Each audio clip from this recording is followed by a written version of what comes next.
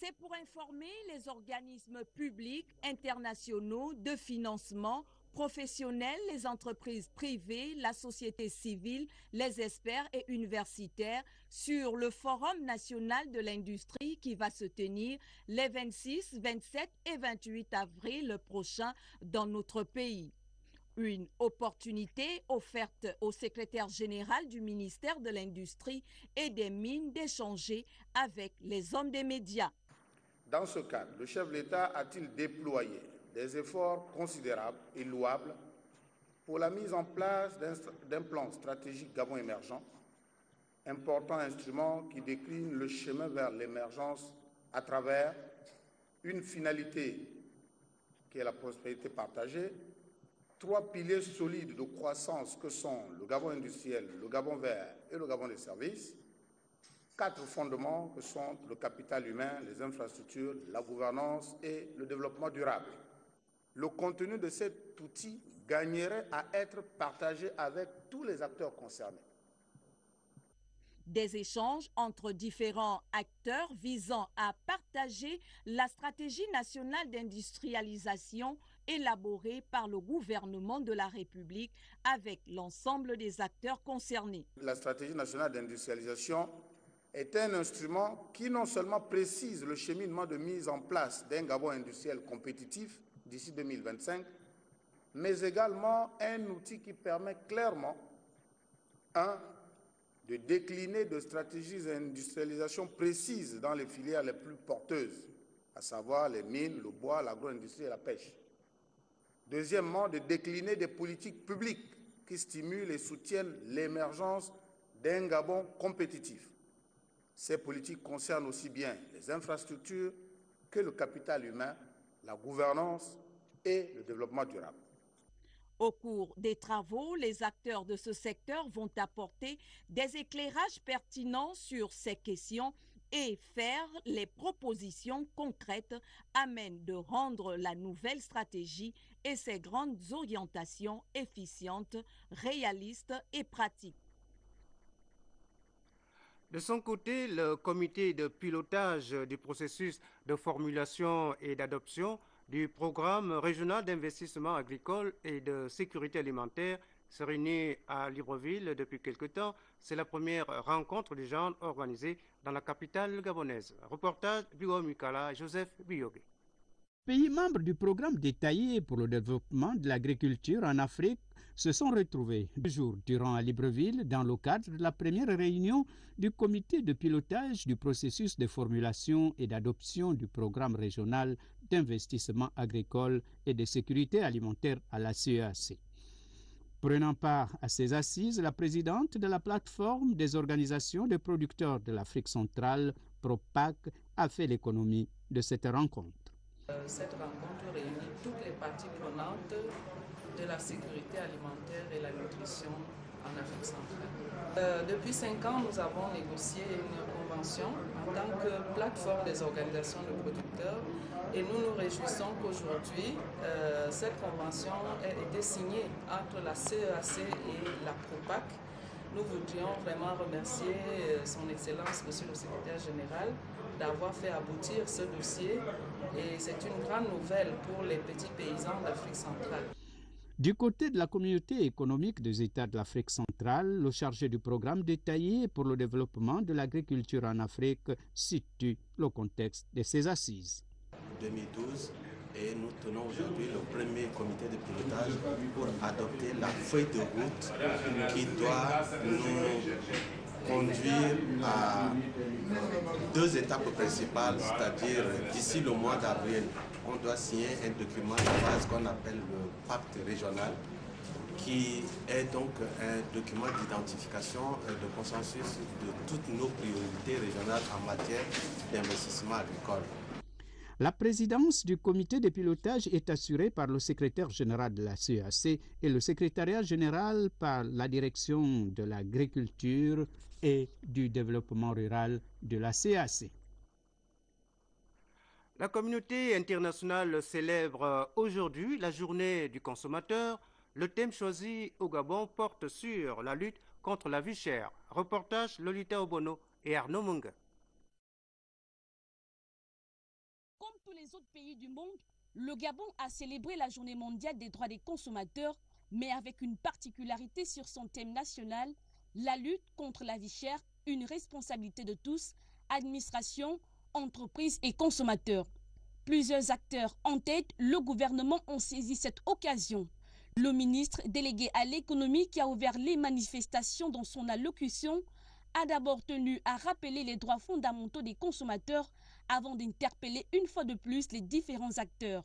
Cette journée mondiale est une occasion de rappeler les principes directeurs de l'Organisation des Nations Unies pour la protection des consommateurs, notamment la promotion et la protection des intérêts des consommateurs, le libre choix accordé aux consommateurs, l'accès des consommateurs à l'information et la responsabilité pour les consommateurs d'obtenir réparation. La problématique de la sauvegarde du pouvoir d'achat des ménages interpelle à la fois les organisations de défense des intérêts des consommateurs, les organisations patronales et les pouvoirs publics. Poursuivant son discours, le ministre a reconnu l'handicap aux conséquences désastreuses qui paralysent notre pays et qui, malgré les mesures à mi-parcours prises sur la baisse des prix des produits de première nécessité, peinent à satisfaire les populations. L'insuffisance de la production nationale, exacerbée par la hausse des prix des denrées alimentaires sur les marchés internationaux, sont les causes principales de la cherté de la vie.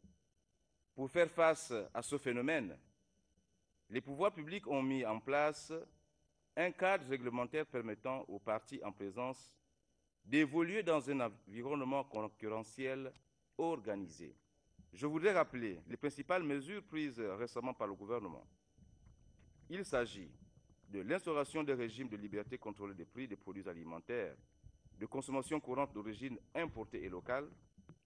Il s'agit également de la suspension des droits de douane et de la taxe sur la valeur ajoutée pour la même catégorie de produits. Par ailleurs, le ministre a exhorté l'administration en charge de la concurrence et de la consommation à une plus grande vulgarisation des droits des consommateurs et à travailler de concert avec les populations pour permettre à ces derniers, à coup sûr, de devenir leurs propres gendarmes aux côtés des pouvoirs publics afin de dénoncer aussi souvent que possible les dérives observées au quotidien, aussi bien dans les grandes surfaces que dans les petits commerces et les marchés.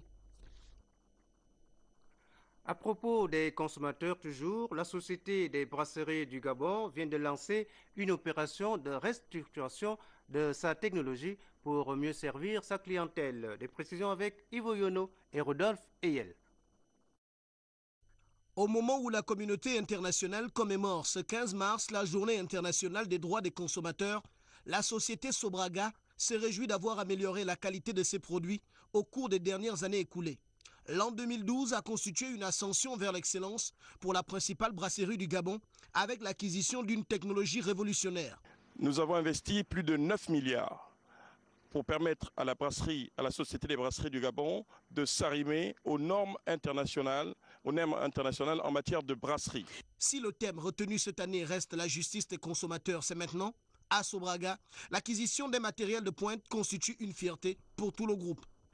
Par souci d'améliorer de façon continue sa qualité et de répondre à la demande du marché sans cesse croissante. Véritable révolution, l'ensemble de ces nouveaux équipements rend plus efficace le travail de toute une chaîne qui place le consommateur au centre de ses préoccupations.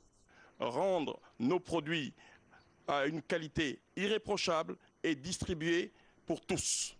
Pionnière du groupe Castel en Afrique depuis 1966, début de ses activités, entre la Société des brasseries du Gabon et les consommateurs, la complicité a toujours été légendaire. Alors depuis quelques jours, les soldats gabonais vibrent au rythme de la journée de la défense. Et pour continuer d'en parler, nous recevons ce soir le lieutenant-colonel Alain Célestin Bissela. Lieutenant-colonel, bonsoir. Bonsoir, monsieur Nguema. Alors, les journées vont se poursuivre. Est-ce qu'on peut avoir un peu plus sur la suite des programmes de cette journée de la défense? Il faut d'abord souligner que j'ai été mandaté par le ministère de la Défense nationale pour décliner le programme de la journée de demain, journée porte ouverte qui aura lieu demain, samedi 16 mars, à la base aérienne 01 de Libreville. Cette journée rentre dans le cadre de la célébration de la 12e édition des Journées nationales de la défense qui ont lieu chaque année. Donc, si vous permettez que je décline le programme. Allez-y, oui. 7 heures, mise en place terminée des troupes et stands. 8 heures, arrivée du chef d'état-major général des forces armées, des commandants en chef et assimilés. 8h05, arrivée du secrétaire général du ministère de la Défense nationale, coordinateur de l'événement.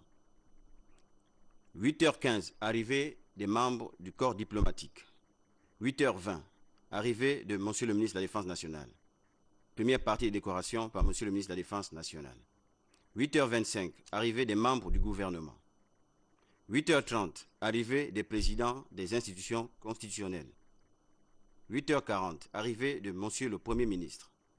9h, arrivée de Son Excellence Monsieur le Président de la République, accueilli par Monsieur le ministre de la Défense nationale. Honneur militaire, revue des troupes. 9h10, installation, annonce du programme par le maître de cérémonie. Deuxième partie décoration par Son Excellence Monsieur le Président de la République, chef de l'État, chef suprême des forces de défense et de sécurité. 9h15, début des démonstrations dynamiques qui vont durer 1h30. 10h45, fin des démonstrations dynamiques. De 10h45 à 11h45, visite des stands par Monsieur le Président de la République. 11h15, cocktail. Voilà. Merci donc, lieutenant-colonel. Et vous restez un moment avec nous pour continuer de parler de cette journée de la défense. Ce matin, un détachement de la garde républicaine a choisi comme base l'école publique de Malibé 2 avec pour mission de rénover l'établissement. Téclair Mukimobono et Médaringa.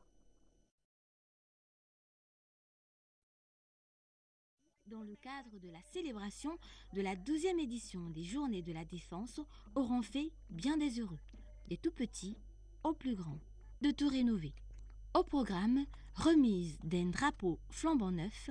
Au nom du général commandant en chef, je vous remets ce drapeau qui va désormais être monté tous les matins en présence de vos collaborateurs et de vos élèves. Débroussaillage et nettoyage des alentours de l'établissement. Ici, tous les bâtiments ont subi une cure de jouvence. La garde républicaine a retenu cet établissement dénommé Malibé 2 pour mener les actions de revêtement de l'établissement, et du nettoyage de ses abords, comme vous le voyez derrière. Pour le bien-être des jeunes apprenants de l'école Malibé 2 et de leurs encadrants, la garde républicaine a entrepris d'aménager une fosse septique supplémentaire, une initiative qui réjouit le responsable d'établissement visiblement ému. Nous sommes contents, le corps enseignant et moi, y compris les parents d'élèves. Ainsi, 3 jours durant, les forces de défense nationale ont œuvré pour le bien-être de bien des concitoyens. Quand bien même, bon nombre de Librevillois espèrent voir des innovations lors de la prochaine édition des Journées de la Défense, invitant les forces de défense à étendre leur champ d'intervention et à diversifier davantage les actions menées. Pour l'heure, les forces de défense nationale convient le public à la journée Portes ouvertes qu'elle organise ce samedi 16 mars à la base aérienne 01 de Libreville. En tout cas, cette 12e édition des Journées de la Défense à Libreville a également été marquée cet après-midi par une rencontre de football. La finale de la Coupe du chef suprême des forces de défense a connu son épilogue au stade de Siban en présence du président de la République. Reportage Bienvenue Miko, Armand Moupende.